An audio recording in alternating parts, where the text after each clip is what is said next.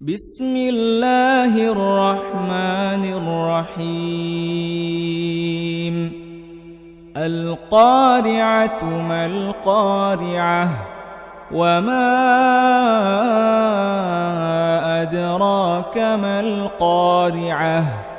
يوم يكون الناس كالفراش المبثوث وتكون الجبال كالعهن المنفوش فأما من ثقلت موازينه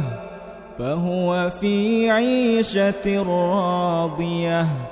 وأما من خفت موازينه فأمه هاوية وما أدراك ما هي نار حامية.